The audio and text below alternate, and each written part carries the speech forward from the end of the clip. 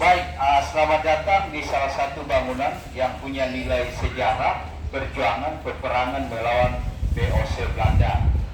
Tadi waktu kita lewat pintu gerbang, kita lihat batu yang cukup tinggi disusun kan? Ya, itu yang dikenal namanya benteng pertahanan atau tubuh pertahanan. Jadi benteng itu adalah tempat di mana musuh. Karena itu benteng itu cukup tinggi, tingginya 5 sampai 7 meter tingginya. Tebal temboknya itu hampir 2 meter dan luasnya kurang lebih 3 hektar persegi atau ratusan meter persegi. Baik. Nah, benteng ini salah satu dari 15 benteng pertahanan yang pernah dibangun oleh Kerajaan Goa Talo Makassar. Jadi adik-adik kalau kita bicara kerajaan, banyak sekali kerajaan di Sulawesi Selatan dulu. Ada Kerajaan Goa Talo Makassar, gelarnya Sembaya di Goa Maharaja di Raja. Ada Kerajaan Bugis Bone, gelarnya Mangkawe di Bugis Bone, bertakhta di Bugis. Ada Kerajaan Lulu Palopo, gelarnya Mampayunga di Lulu. Ada Kerajaan Turikale Marusu, ada Supa, Sawitko, Sidendre, Masendre, ada Sopte, Wajo dan sebagainya. Jadi banyak kerajaan. Nah, kerajaan yang kuat dulu namanya Kerajaan Goa Talo Makassar atau Kerajaan Kembar. Nah, kerajaan ini membangun banyak benteng, salah satunya adalah benteng yang kita ada sekarang namanya Benteng Ujung Pandang. Kenapa disebut Benteng Ujung Pandang? Karena di sini dulu ditumbuhi banyak daun pandan. Siapa pernah lihat daun pandan? Ya. Jadi daun pandan itu ada yang harum, dijadikan bumbu pengharum aroma rasa makanan atau kue. Tapi pandan yang ada di sini dulu yang agak panjang besar dijadikan untuk anyaman tikar. Karena dulu orang kita Makassar tidak ada kenal kursi, yang ada kadera.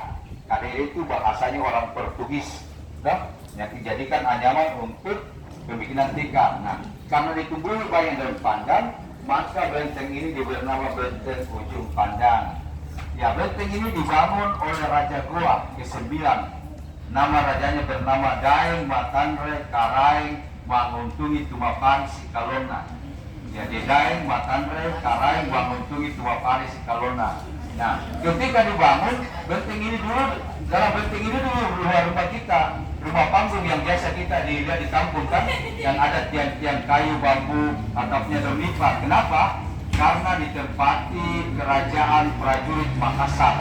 Nah, akhirnya benteng ini ada dikuasai oleh Belanda. Jadi yang kuasai namanya dulu POC.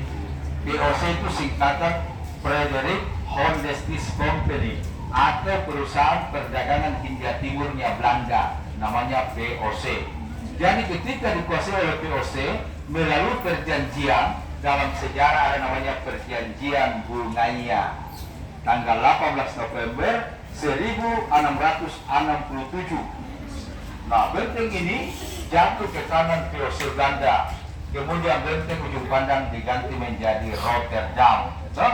Rotterdam nama kota. Seperti kalau di Italia ada kota Roma, ada Milan, ada Inter Milan, ada Lazio. Kalau di Inggris ada Liverpool, Manchester, ada juga apa? Nah, iya, Korea Madrid itu ada di Spanyol, Barcelona. Kalau di Betis. Kalau di Inggris ada Liverpool. Kalau di Belanda ada Ajax, ada kota namanya Rotterdam, Amsterdam. Nah, pemimpin Belanda, gubernur kalau kita itu namanya Cornelis Imam, lahir di kota Rotterdam di negeri Belanda. Jadi ketika benteng ini dikuasai Belanda, digantilah namanya menjadi Rotterdam karena kota kelahiran pemimpin Belanda bernama Spilman. Nah, semua bangunan Bugis Makassar dalam benteng diganti dengan bangunan yang kita lihat sekarang, namanya bangunan Eropa di abad ke-17 atau bangunan di tahun 1600, namanya bangunan gotik, ya, tapi bukan sastra gotik, ya. Baik, nah, jadi benteng ini bukan milik Belanda, ya, cuma bangunannya miliknya Belanda. Karena benteng ini dibangun tahun 1545. Belum Belanda masuk, itu sudah dibangun benteng pertahanan. Artinya orang Bugis Makassar sudah hebat sebelum orang-orang Belanda masuk di negara kita. Nah, oke, baik. Nah, itu orang-orang luar negeri dulu datang, namanya orang India, orang Arab, orang Cina, Portugis, Spanyol, Inggris, Denmark, Belanda. Itu tujuannya apa? Dia mencari namanya pala, timiri, cengkeh, kopi dan sebagainya. Itu namanya rempah-rempah. Nah, namanya black gold, emas hitam. Karena rempah-rempah dulu itu hanya dijadikan bahan untuk kosmetik ketampanan dunia. Jadi kalau ada yang mau tampan dulu, rempah-rempah obatnya bahan kosmetik kecantikan. Rempah-rempah itu dijadikan untuk bahan bumbu rasa makanan, toh mau resep, gurih, hikmat, apa rempah-rempah bumbunya. Rempah-rempah dijadikan untuk obat-obatan, maka seluruh dunia datang mencari rempah-rempah. Rempah-rempah di Indonesia ada di wilayah timur Indonesia. Ada kan barat, toh Sumatera, Jawa itu pulau-pulau bagian barat. Kalau seperti Ternate, Ambon, Maluku, Sulawesi bagian timur. Nah, rempah-rempah ada di Ambon, Maluku, Banda, Ternate, Sulawesi. Menuju ke sana, Makassar itu pintu gerbangnya. Namanya The Gateway of the East of Indonesia. Maka datanglah orang-orang Eropa. Do you speak English? Oh, I am going to explain in English. Okay, that's good. Nah, oke. Campur-campur saja, no? Baik. Nah, datang orang-orang mencari rempah. Nah, datang orang India dan sebagainya. Mereka datang membawa 3G. Mungkin ada yang masih ingat gold, gospel dan glory. Nah, gold itu artinya emas. Tapi rempah-rempah karena nilainya lebih mahal dari emas, maka diberi gelar black gold, emas hitam. No? Glory itu artinya kejayaan, kekuasaan. Maka mereka ingin menjajah daerah yang kaya dengan rempah-rempahnya. So, gospel itu artinya misi keagamaan. Maka ketika orang-orang India datang, dia mengajarkan membawa agama Hindu Buddha. Contohnya ada Candi Prambanan, Candi Borobudur, Hindu dan sebagainya. Orang Arab mulai membawa Islam. Disinilah kemudian raja-raja kita bergelar Sultan. Raja pertamanya namanya Sultan Alauddin, Raja Gog yang 14. Tapi yang pertama Islam itu namanya Karaing Maktuaya. Gelarnya awal Islam itu pertama Islam di Sulawesi. Nah, kemudian Sultan Malikus Said, Hasanuddin dan sebagainya. Nah, kemudian orang-orang Portugis dan Spanyol membawa Katolik. Nah, Belanda membawa Kristen Protestan dan sebagainya. Nah, ketika Belanda menguasai Benteng, ini bagian tengah dijadikan gereja Protestan ya. Sekarang jadi aula atau tempat pertemuan, meeting ya. Nah, kita ini dulu sekarang tempatnya menyimpan rempah-rempah, namanya gedung loji atau storehouse atau warehouse atau gudang rempah ya. Kemudian gedung K ada kantornya Belanda, ada kantor perdagangannya, ada kantor pemerintahannya, ada pejabatnya. Jadi inilah diberi nama kota kembar Rotterdam atau Twin Rotterdam. Twin itu kan kembar toh, seperti Twin Brother. Kalau Twin Brother kembar adalah Twin Sister, kembar perempuan. Twin Town, kota kembar. Twin City, kota kembar. Tapi kalau twin ikan terbang. Flying fish toh. Jadi twinnya orang barat dengan twin tak beda artinya toh. Baik. Nah, benteng ini juga namanya benteng Panjua, seperti penyu. Jadi itu ada kepalanya di depan, di luar kelapanya. Ada kelapa tadi di luar toh? Ya, artinya di depan kepalanya, di luar kelapanya. Kalau orang haus tuh minum kelapa muda di luar. Nah, dia seperti penyu, ada kepala, ada kaki, dua di depan, dua di belakang. Nanti kita lihat paketnya di dalam ya.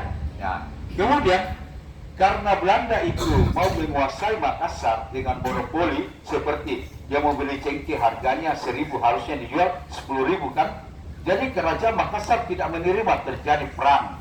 Di bawah Raja Guak ke-16 yang menjadi pahlawan nasional. Siapa lagi namanya? Sultan Hasanuddin. Ya, apa lagi gelarnya Sultan Hasanuddin? Ayam jantan dari timur. Orang Belanda sebut Het Hanses van het Westen, orang Inggris sebut The Rooster of the East of Indonesia, orang Spanyol lagi menyebut El Gallito de Este de Indonesia. Maka terjadi perang tuh. Nah, Belanda mundur, takut Belanda sama orang Bugis Makassar, karena dia tahu orang Bugis Makassar punya siri napace atau siri napes itu harga diri dihormatkan. Maka diusir ke Belanda deh. Lari Belanda ke Ambon, Ternate diusir.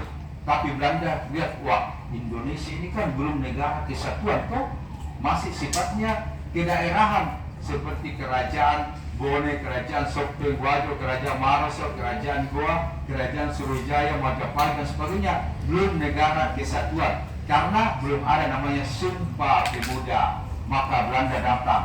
Dia rayu raja-raja di Indonesia untuk bergabung dengan Belanda melawan Kerajaan Makassar. Maka salah satu raja dari Sulawesi tergoda adalah Kerajaan Bugis Bone yang di bawah pimpinannya Peta Tumbalang Pegemena atau Arum Pelaka. Nah, karena itu, tapi Arum Pelaka bagi orang Bugis dianggap pahlawan ya, karena dia adalah pembebas dari tanah Bugis. Arum Pelaka dengan Sultan Salmina dia boleh kata saudara.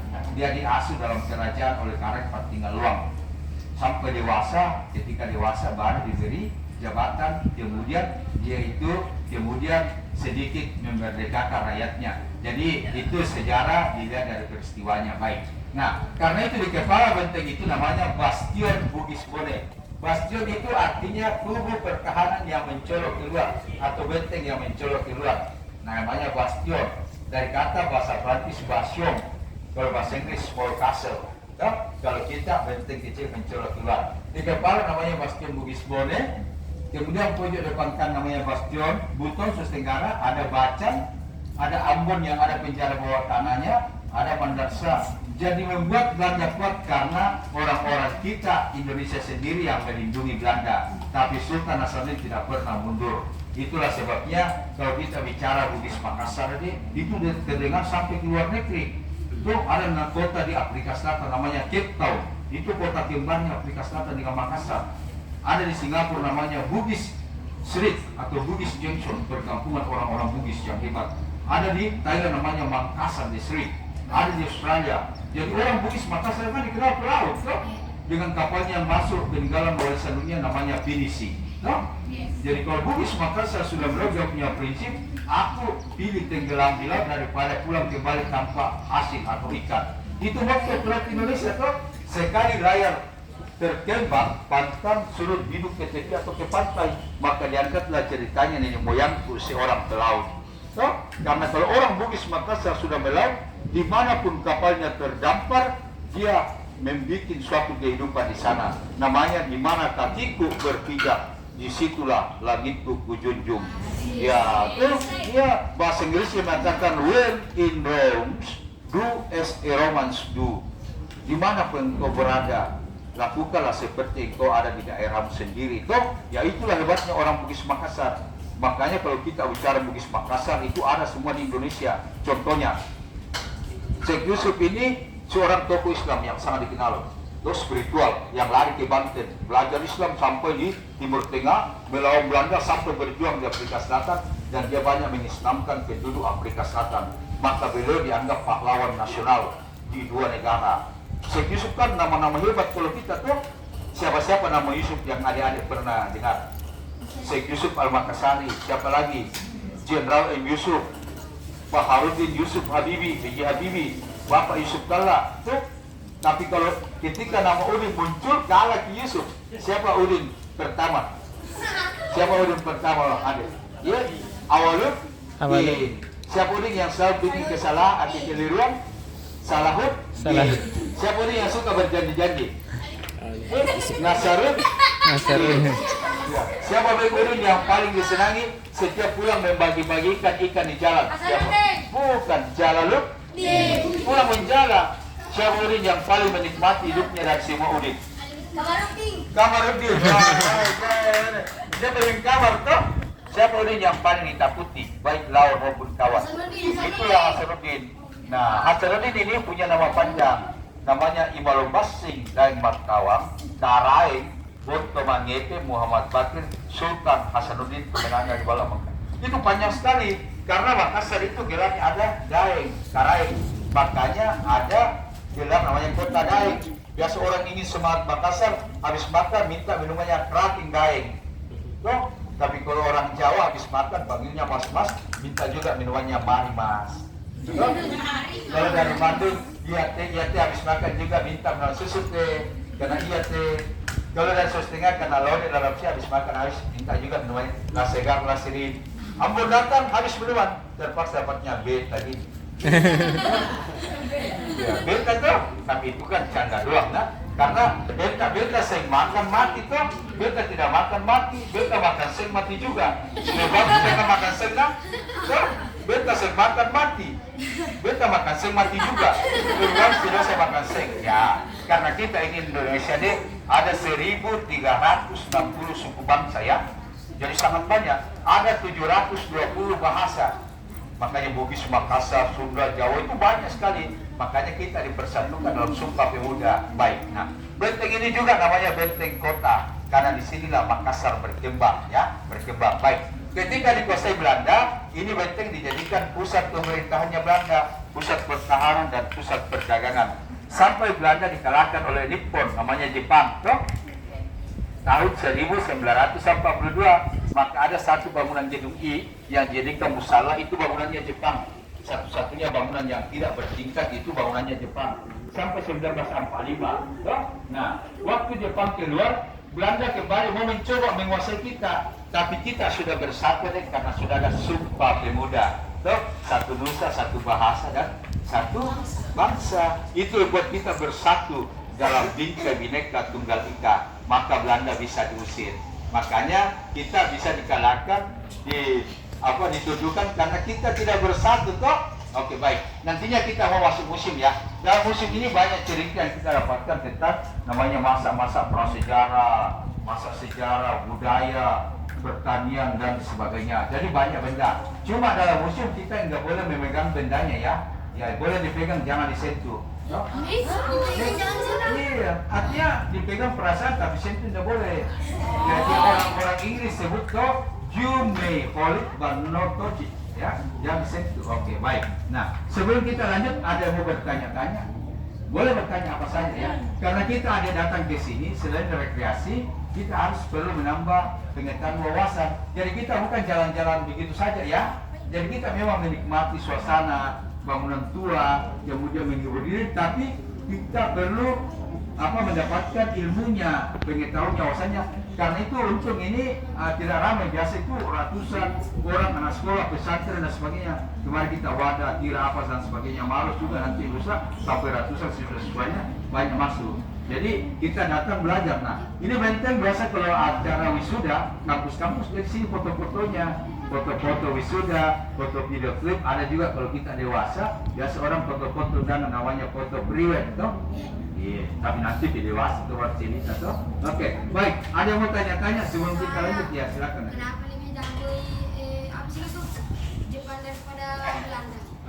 Saat itu Jepang baru berkembang toh, karena Jepang itu adalah negara Asia, jadi dia lambat, kemudian dia menyusun strategi untuk ingin menguasai Asia. Ya, maka Belanda bisa ditundukkan tanpa syarat, tanpa perlawanan toh. Tapi Jepang juga hancur ketika Hiroshima dan Nagasaki dibom oleh Amerika. Maka hancur itu Nippon toh. Ya makanya kita Indonesia ada namanya bunker-bunker tempat itu ya. Jadi semua negara tidak ada yang jago. Terkadang dikalahkan, mengalahkan dan sebagainya toh. Ya, yang jago itu cuma Allah Subhanahu wa taala toh. Ya, tidak ada. Itu nih hamba. La haula wala quwata illa billah. Toh, tidak ada daya dan kekuatan.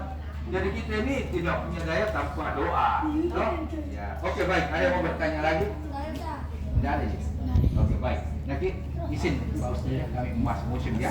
Ya. Jadi kita masuk musim, kita melihat bendanya ya, kita menghadap ke sana ya. Ya, menghadapnya. Kita dari atas saja, dari atas. Di atas saja, di atas. Belok ke sana, depan itu. Ya, musimnya depan.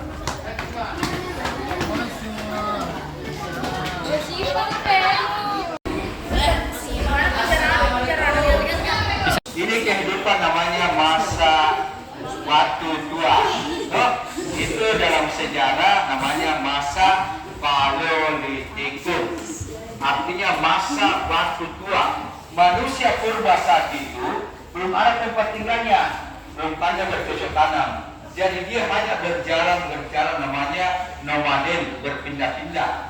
Jadi ketika dia mencari makanan dia berpindah-pindah. Contohnya di Makassar habis makanan dia ke Maros. Di Maros dia lanjut ke Pangkep, di Pangkep lanjut ke Baro, di Baro lanjut ke Parepare. Nah di Parepare dia bingung, mau ke Pinrang kah, mau ke Lulut kah, atau mau ke Endregan kah? Ya baik. Nah mereka memakai batu sebagai alatnya, namanya artefak. Nah, saat itu mereka berburu binatang. Nah, sampailah mereka di masa waktu menengah yang ada di Maros banyak ya, yang Supamita dan sebagainya. Mereka di gua, tapi untuk sementara di dalam gua dia tempel dia punya tangan di dinding batu. Ketika dia bergembira, dia senang atau punya harapan, dia tempel 5 jari tangannya. Tapi kalau keluarganya ada yang kehilangan, berduka atau meninggal, dia tempel dia potong jarinya. Ya dulu ya, dia potong, maka dia tempel 4 atau 3 untuk menggambarkan kesedihannya, kedukaannya. Nah, tapi mereka masih memakai batu atau tulang-tulang yang sudah menjadi fosil. Nah, nanti di kata ketiga baru mereka bercocok tanam, namanya masa batu muda, namanya masa Neolitikum. Kemudian mereka mulai itu membuat pakaian. Nah, di kaca keempat itu masa agama nenek moyang namanya animisme, karena diambil patung-patung seperti manusia binatang untuk dipuja, karena dia percaya kepercayaan Islam belum masuk ya, agama belum masuk karena namanya masa manusia purba. Nah, di sini belum mereka berpakaian ya, di masa batu tua, masa waktu meninggal, nanti di masa itu. Nah, ini kristal ini mahkota kerajaan Makassar ya, namanya Salokoa. Itu dipakai untuk pelantikan raja-raja, tapi ini replika. Replika itu adalah benda yang ditiru, yang ditiru seperti benda asli, namanya replika ya. Aslinya ada di Bala Lempua. Nah, sudah ada saya? Masya Allah. Ada di Bala Lempua ya, pusaka-pusakanya. Yang setiap tahunnya ada Cera Lempua, mensucikan benda-benda pusaka kerajaan ya. Baik, di belakang ini ada masjid ketua Almirul Katanka ya, yang dibangun tahun 1603 ketika perjalanan seorang tokoh Islam namanya Syekh Yusuf Al-Makassari Al-Battani, Tuhan terselamatkan. Beliau seorang pejuang spiritual Islam yang sangat dikenal di Afrika dan di beberapa dunia. Dari Makassar. Baik, masjid kedua ada di Palopo, namanya Masjid Jami dulu Palopo. Ya, dia Masjid Jami. Nah, kemudian selanjutnya ada kaca, ada senjata pistol POC dipakai tahun 1600. Namanya senjata tunggu dulu. Karena kalau ditembak, ada bentuk-bentuknya ya, ada samurai, pedang dan sebagainya. Oke, sekarang kita boleh berjalan dari sini ya, keliling ya. Ya, kita melihat benda-bendanya seperti ini. Jadi dia pakai batu-batu.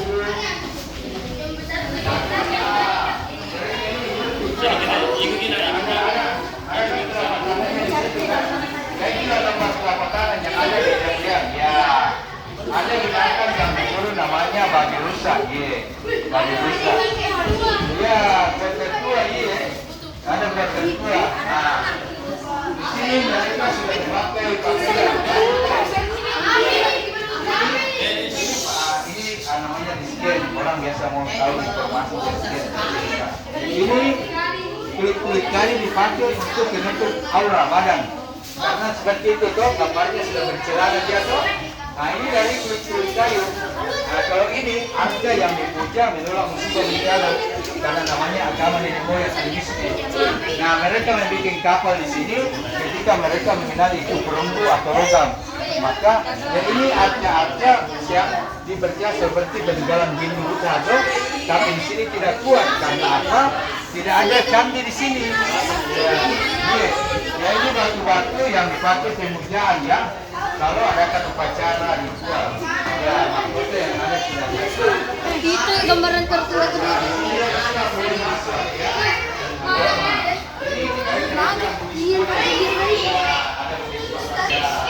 Ini senjata dulu.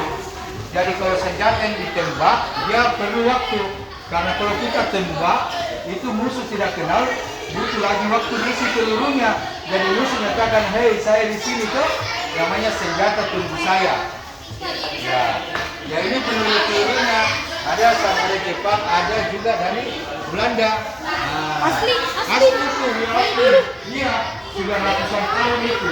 Ya kita terus. Ini adalah ya, tadi dia pakai baju hitam toh. Oke, baik. Ini apa? Ada kan tadi dari sini tuh bala lempua kan? Oke. Bala lempua kan ini. Artinya ini bala lempua. Ini karakter orang-orang Makassar ya. Jadi biasanya tangganya itu di depan terbuka. Dan orang Makassar itu dikenal karena keberanian, ketegasan dan keterbukaannya. Makanya Makassar susah ditentukan orang Belanda. Kalau panggung itu melindungi dari binatang buas, bahaya banjir. Ya itu balik ya. Ada balik, ada kawali, ada tumbak. Artinya itu rumah mereka orang Bugis namanya bola soba atau soba aja ya. Nah, jadi ada orang Makassar, ada Bugis. Nah, iya, di pasar deh, beneran ya. Oke, mungkin ada di sini yang tidak banyak kenal ini. Oke, kita tunggu sebentar ya. Ya, jadi ini namanya rumah adat Tongkonan ya. Ya, jadi orang Makassar sebut bala, Bugis sebut bola atau soraja atau bola soba. Makassar itu Tongkonan. Nah ini Tongkonan diukir adalah bermacam ukiran atau warna. Orang Toraja kalau meninggal mayatnya disimpan lama dalam rumah. Dia bisa berbulan-bulan bertahun-tahun kan? Karena dia mau beli balik kerbau untuk upacara pesta kematian, namanya upacara Busole. Makanya Toraja itu menghabiskan banyak uang kalau ada upacara. Nah mereka itu adakan suatu ritual di mana mereka membeli banyak babi karena dia masuk ajaran agama animisme campur Kristen. Nah, ukurannya seperti ini. Ada kubur Toraja itu di gunung-gunung seperti ini tuh. Dia lubangi batu gunung, dia masukkan mayat di dalam. 2-3 tahun, biasa dia ganti badannya, namanya mandene. Ya, ini karena apa sirkulasinya tidak bagus, tuh di atas yang agak kecil tuh, ya kurang stepper dulu. Nah, kalau ini kita biasanya acara-acara pelaminan, babi dan kami karena ditumbuhi banyak daun pandan yang bangun Raja Boke 9 tahun 1545. Namanya Rotterdam karena bangunan dalam benteng ini diganti dengan Belanda dengan bangunan Eropa. Nah, benteng ini juga namanya benteng Penyu. Penyu ini kepalanya. Ini kepala, kakinya dua di depan, dua di belakang. Nah, artinya dia ini penyu mau menuju ke Laut Makassar. Sebagai tanda dia bahwa orang Bugis Makassar ingin berjaya di laut dan di darat, seperti layaknya binatang amfibi yang hidup di alam. Nah, nantinya kita keluar, kita jalan-jalan ke penjara bawah tanah ya. Ya? Oke, baik. Nah ini gereja sekarang Allah ini tempat pejabat Belanda di belakang rumah sakit. Kantor pedagang ini kita di sini sekarang ya, gedung rempah-rempah. Kemudian ada barak-barak tentara. Nah kalau saya mau tanya ini penyu betina atau jantan? Betina atau jantan ini? Kenapa bisa bilang jantan? Ini sepertinya betina. Tuh karena ada anaknya. Itu anaknya di dalam. Ada anaknya tuh kalau jantan kan tidak punya anak. Tuh. Nah, karena ada anaknya berarti dia betina toh. Berarti ini benteng dulu betina. Lanjut toh. Pergi bisa memanai yang memanai. Kita tidak bisa apa jantannya melahirkan toh. Ya, artinya penyu ini jenis kelaminnya itu betina. Karena ada anaknya toh, ada anaknya di dalam kecil toh. Ya, kecuali anak angkat yang bisa jantan toh. Ya. Nah, oke, kita lanjut ya.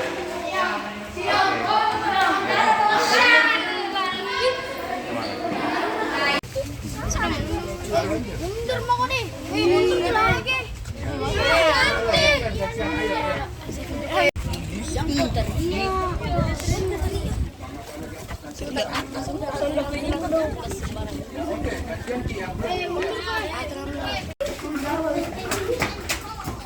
Itu memang kalau penjaga penjara harus seram. Tuh, tidak boleh dia senyum-senyum. Makanya panjang rambutnya tuh. Iya, karena kalau seram itu apa tahanannya bisa lari tuh. Tidak ada namanya kompromi. Ya. Ya inilah salah satu kakinya nak ya. Nanti kita naik di kepalanya. Nah di bawah ini penjara. Ini yang biasa di televisi. Diliput di televisi ini. Namanya penjara underground. Ini penjara di bawah ini. Nah, tadi itu apa tempat udara tuh. Ya, ini kan udara sendiri supaya tidak terlalu itu lubang udaranya itu. Nah, jadi jangan mana dah ya, jangan terlalu itu. Nah, ini lubang udaranya. Biasanya Ada milikku. Tempat sampah. Udara. Tiba-tiba ada bertanya begitu. Tadi ada dulu. Ayo jalan. Pip pip. Kira lubang kematian. Lubang bohong. Aduh, lihat. Mini mini. Ini Pari naman ang pinapagkijara. Hati-hati. Ada dito. Bukan ini tuh kemurah. Lihat batunya. Besar-besar kan? Gendong. Malah tuh yang kalau kemurah.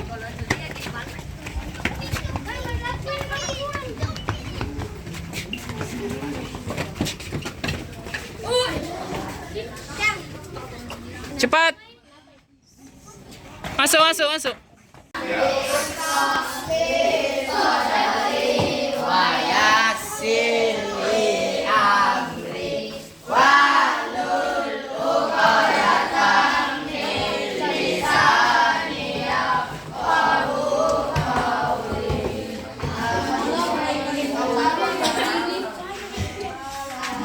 Cerita sejarah yang sangat-sangat penting dan punya nilai yang sangat besar di bangsa Indonesia.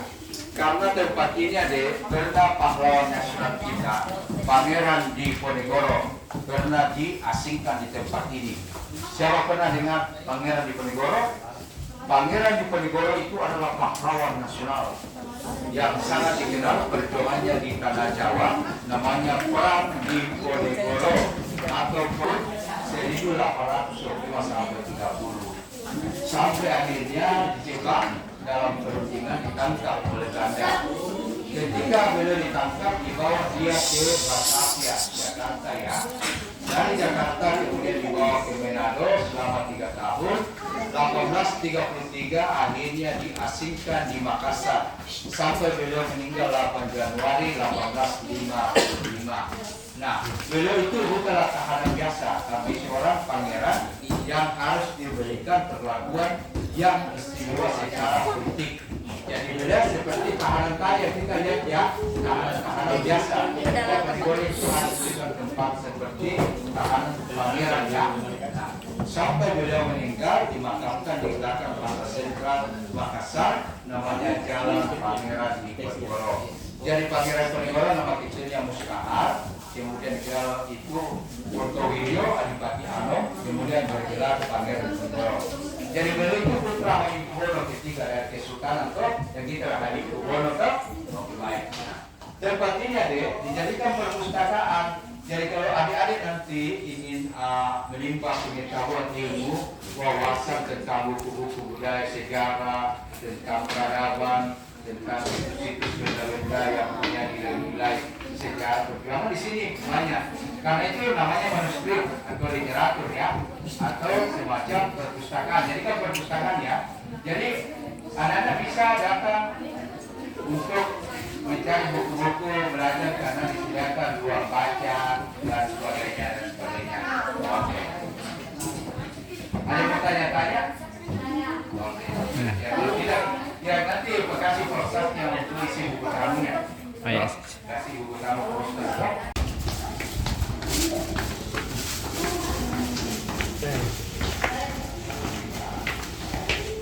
Itu emergency itu ada jalur rahasia darurat. Nah, di sini juga ada jalur rahasia darurat. Ada bahkan bankirnya tapi sudah tertutup. Di sini sudah ditutup juga karena sudah ada rumah-rumah di sampingnya. Ini jalur rahasia terus keluar negeri.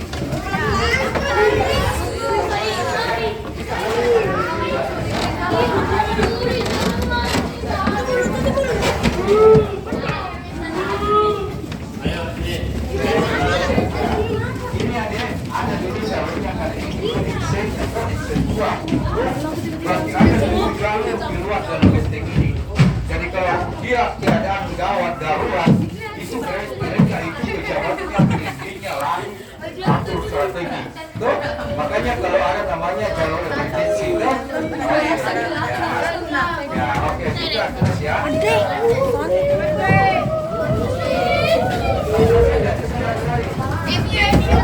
Biar saya paling depan saya.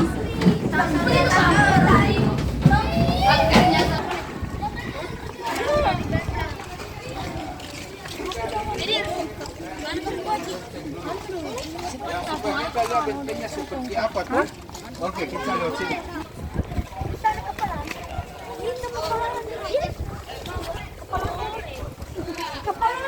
Mana paling kepala uur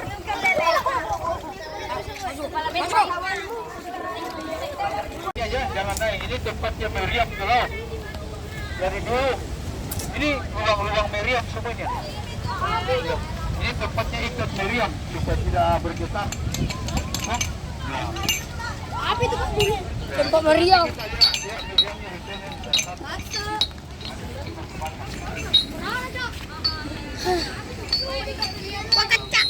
Lumayan. Bukan bisa naik tadi. Udah nak, jatuh kina. Tinggi tuh.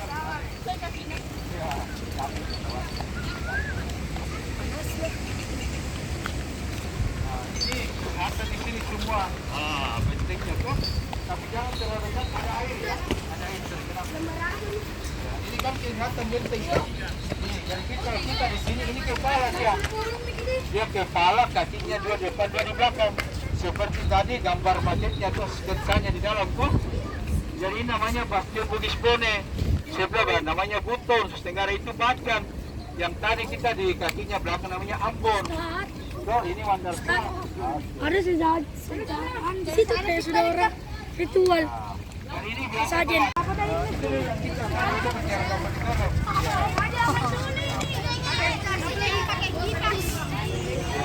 tapi kan itu penjara dulu, penjara. Nah, boleh kita lihat terus. Yang ini Tulis ini.